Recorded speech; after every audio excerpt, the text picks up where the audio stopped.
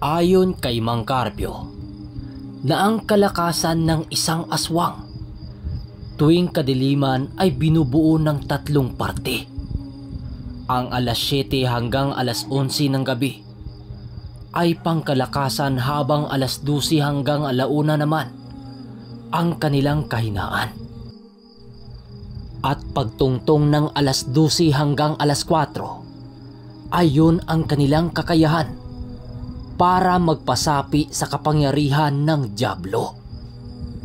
Dagdag pa ni Mang Carpio na kapag malapit ng sumapit ang alas 12 ng madaling araw, yun ang pinaka-perpektong pagkakataon para patayin ang kahit na anong uri ng aswang na kanilang kinakalaban. Subalit kapag lumagpas na ang oras ng kahinaan ng mga ito, mariing pag-iingat dahil may kakayahan na noon ang mga aswang na magpasapi sa mga demonyo. Kapag desidido na ang nilalang na patayin ang kanyang kalaban, tatawag na ito ng kakampi na nanggagaling pa sa kailaliman ng lupa. Sa puntong yon ay wala nang magagawa ang isang ordinaryong tao kundi ang kumaripas ng takbo o hindi naman kaya'y pumasok sa isang bahay na silyado. Matapos itong marinig nila Buning, hindi nila mapigilang mapatingin dito at nagtanong pa ukol sa mga bagay na naging palaisipan para sa kanila. Ganun ho ba? Kung desidido rin po ba ang mga kagaya nating patayin sila, ano pong maaari nating gawin? Tanong ni Lando. Desidido ka sa kabila ng demonyong pumapaloob dito? Maaari mo naman silang patayin, pero dapat nakahanda ka rin sa mga bagay na mangyayari sa iyo. Hindi basta-basta ang mga aswang na inabutan ng umaga sa labas ng kanilang tahanan. May mga bagay na maaaring mawala sa kanila kapag naabot na nila ang sukdulan ng kanilang oras. Tuwing gabi na siya namang karamihan sa kanila ay umiiwas. Hindi ka ba nagtataka kung bakit minsan ka lang makakita ng mga aswang na umaaligid tuwing umaga? Sagot naman ni Mang Carpio. Matapos naman nilang marinig nila Lando ang mga sinabi nito, agad naman silang napaisip sa kadahilanang wala nga siyang nakikitang aswang na gumagala tuwing papasikat na ang bukang liwayway. Tuwang-tuwa naman noon nang nakikinig sila Nuli dahil ganyan din sila kakulit nung mga nagsasanay pa lamang sila. Ayon kay Mang Carpio, kaya mariing ipinagbabawal ng mga aswang ang lumalabas ng ganong oras, gawa ng hinihigop ang kanilang mga enerhiya ng mga demonyong naninirahan sa lupa. Kapag nagkataong mahina ang pangangatawan ng isang aswang, maaari siyang lamunin ng mga nilalang na siyang magiging sanhi ng kanyang kamatayan. Tandaan mo, iyo, magaman kahinaan nila at mapanganib para sa kanila ang oras na yan, magiging isa pa rin yan sa kanilang mga alas upang mangingibabaw sa kahit na anong uri ng digmaan. Dagdag pa ni Mang Carpio. Matapos itong marinig nila Lando, pinili na lamang nilang manahimik habang patuloy na iniintindi ang lahat ng detalye ng ibinahagi ng ermitanyo sa kaliwa. Sa pagpapatuloy ng kanilang pag-uusap, hindi nila noon napansin ang bilis ng pagtakbo ng oras. Ilang minuto pa ang lumipas, laking gulat na lamang nila nang biglang tumabi sa kanila si Manong Duming na papungas-pungas ng kanyang mga mata. Nang masipat ito nila Nuli, agad naman nila yung pinagmasdan habang marahang kinausap. Matapos nilang kausapin si Manong Duming, bigla naman sila nitong tiningnan habang nagwiwika ng, Matulog na nga kayo. Hindi ako nakakatulog ng maayos dahil sa ingay-ingay ninyo. Para kayong mga kuliglig na nagbubulungan. Nang marinig nila Nuli ang sinabi ni Manong Duming, agad naman silang humiga para matulog. Maging si Mang Carpio ay hindi na nakasagot. Gawa ng alam niya sa kanyang sarili na naalimpungatan lang ang kanyang kaibigan. Kinaumagahan, pinagpatuloy ng kanilang grupo ang kanilang paglalakbay. Nang madapo na sila sa pang-apat na baryo na siyang huli nilang daraanan, nagpasya sila doon na magpahinga upang mapaghandaan ang mga kaganapan. Doon na din sila kumain ng kanilang hapunan bago nila suungin ang pangkat ni Tasyo. Habang nasa kasagsagan sila ng paglalakbay, panay naman ang kanilang pagmamasid sa buong paligid. Napansin nila Nuli noon ang mabilisang paglamig sa lugar na parabang meron doong isang dambuhalang yelo ang unti-unting natutunaw. Magaman nanginginig na sa lamig ang mga kasama nila Manong Duming, hindi pa rin sila nagpatinag sa lamig ng temperatura ng lugar. Ilang minuto pa ang lumipas, bigla naman silang nakasilay ng grupo ng mga tikbalang na nagsisitikbuhan sa paligid, na parabang merong humahabol sa mga ito. Pagsilay nila sa likurang bahagi ng mga nilalang, laking gulat na lamang nila nang masipat nila ang mga gabunang tahay na pinagpipistahan ang mga tikbalang. Magaman nagtatanga ng hindi pangkaraniwang lakas ang mga ito, kitang-kita nila Nuli ang pagpatuloy na pangingibabaw ng mga gabunang tahay. Maya-maya pa, nasipat nila sa lugar na yon ang pagbagsak ng isang tikbalang na siya namang mabilisang pinagpistahan ng mga gabunan. Paglisan ng mga ito sa katawan ng nilalang, tumambad sa mga mata nila Nuli ang halos tuyot na katawan ng tikbalang. Hawak-hawak na din ng mga ito ang natatanging buhok ng mga tikbalang na nagbibigay ng kalakasan sa mga ganung uri ng nilalang.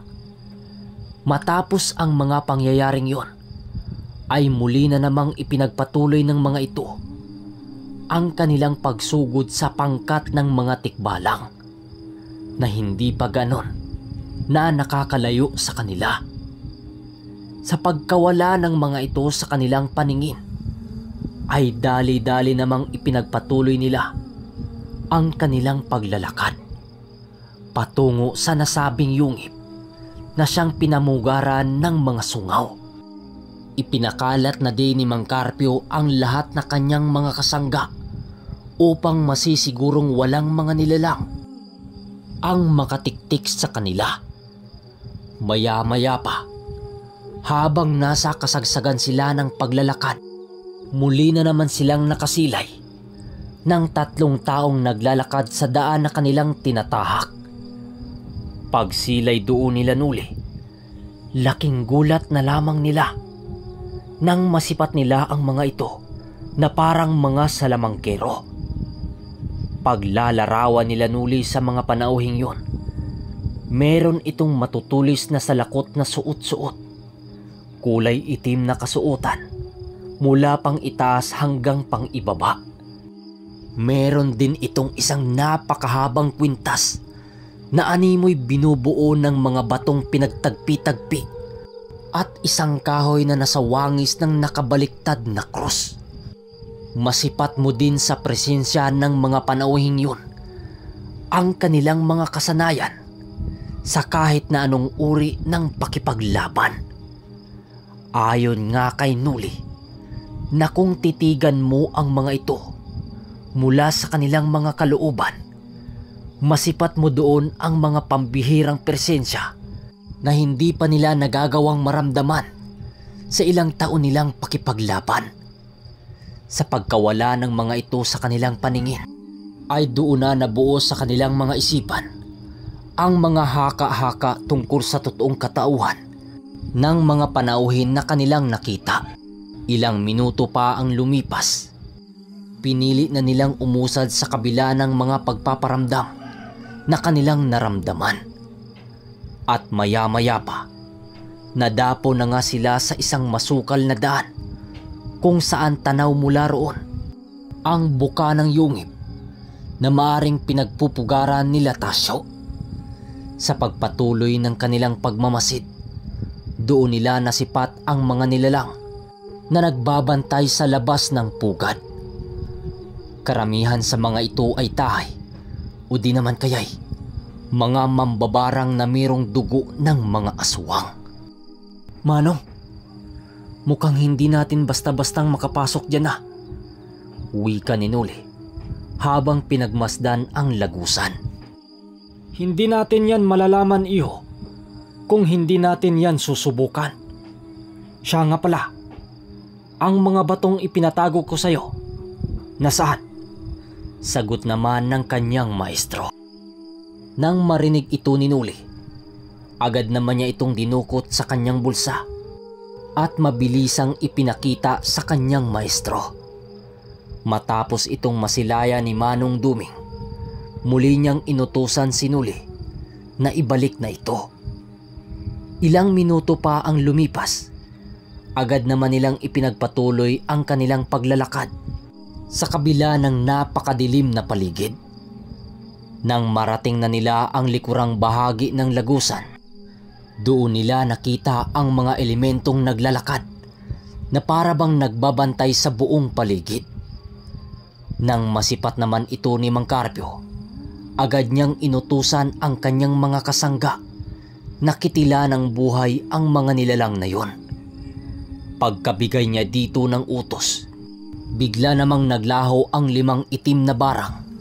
Kasabay nito ang kanilang paglitaw sa lupang dinaraanan ng mga elemento. Pag-apak ng kanilang mga biktima sa kanilang kinaroroonan, ay bigla na lamang itong lumubog hanggang sa tuluyan ng naglaho ang kanilang pag-iral sa paligid. Matapos itong gawin ng mga kasangga ni Mang Carpio, ganun na lamang ang pagkagulat nila Danilo. Dali-dali din naman itong bumalik upang maipagpatuloy ang kanilang paglapit sa buka ng yungib.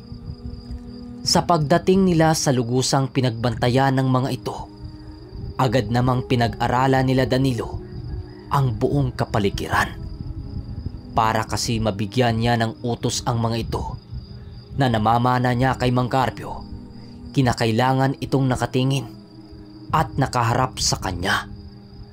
Kapag siya ay mag-umpisa ng magsalita, kung nagkataon namang tumalikod ang ilan sa mga ito, maaring hindi sumuot sa mga kanilang mga katawan ang sumpang pinapakawalan ni Danilo. Ilang minuto pa ang lumipas, patuloy pa rin ang ginagawa nilang pagmamanman sa paligid. Nang masipat niyang nakaharap na ang mga tahay sa buka ng lagusan, ay walang sabi-sabi, agad tumalon si Danilo at nagbigay ng utos sa mga ito. Rinig na rinig doon ni Noli ang mga katagang binitawan ni Danilo ng, "Samahan niyo kami sa aming pag-aklas. Ituring niyong mga kaaway ang mga kaibigan niyo at kakilala niyo sa lugar na ito." Sigaw nito. Matapos niyang makapagbigay ng utos, agad namang tumango ang mga nilalang na barang at kasabay nito ang kanilang pagbaba ng mga sandata. Magaman may ilan sa mga nilalang ang nagpupumiglas sa kanyang mga sumpa, wala itong magagawa sapagkat mas pinabagsik ng husto ni Mang Carpio ang kaalaman ni Danilo na buhay na salita. Ilang minuto pa ang lumipas, agad naman nilang binagtas ang daan patungo sa loob ng yungib. At habang naglalakad sila, Doon sa isang napakahabang pasilyo, hindi nila maiwasang mangamba sa kadahilanang limitado ng husto ang kanilang mga paningin. At hindi rin nila mapakinabangan ang kanilang pakiramdam dahil tila ba may kung anong nilalang ang nagpupumiglas sa kakayahan nilang pangkat. Pagdating nila sa dulong parte ng lugar, bigla naman silang natigilan nang masipat nila ang isang nilalang na nakatayo sa kanilang harapan. At meron itong daladalang sulo at nababalot ng itim na kasuotan ang kanyang buong katawan. Pagsilay nila Nuli sa napakalaking kwintas nito, doon nila napagtanto na ang nilalang na yon ang nakita nilang pumasok noong hapon sa looban ng yungib. Sa pagpatuloy ng kanilang pagmamasid, nasipat naman nila itong dahan-dahang tinatanggal ang suot nitong kwintas habang patuloy na nanatili sa kanyang kinatatayuan. Ilang minuto pa ang lumipas, narinig naman ito nila Nuling. Nag-uusal ng napakabilis na siyang naging hudyat para kay Mang Carpio na utusan ang kanyang mga tahay na alipin na ito ay wasakin. Nang marinig ng mga ito ang kanyang sinabi, mabilis naman itong sumugod sa kinaroroonan ng nilalang. At walang pagdadalawang isip na ito ay sinunggaban para patayin. Pero ngunit bago pa man nila mapangibabawan ang pisikal na lakas ng nilalang na yon, ay laking gulat na lamang nila Manong Duming nang masipat nila ang mga nilalang na merong tumatagos na isang napakatulis na bagay sa kanilang mga katawan. Kisap mata lang din ang dumaan nang bigla itong maglaho na siya namang labis na ikinagulat nila Manong Duming. Pagbagsak ng mga katawan ng mga gabunang tahay ay bigla na lamang nilang nasipat ang paglakad papalapit ng nilalang habang dahan-dahang namumula ang mga mata nito. Ipinag-uutos sa akin ni Panginoong Tasyo na hanggang dito na lamang kayo. Kung nais ninyong magpatuloy, daanan nyo muna ang malamig kong bangkay sa lugar na ito. Seryosong wika ng nilalang. Nang marinig naman nila Manong Duming ang sinabi ng nilalang, ay tumingin lang naman ito sa nilalang habang mariing pinag-aralan ang mga galaw nito. Sa pagpapatuloy ng kwento ay ang pag-uumpisa ng madugong digmaan. Kaya huwag niyong kalimutang mag-like at i-share ang video nito.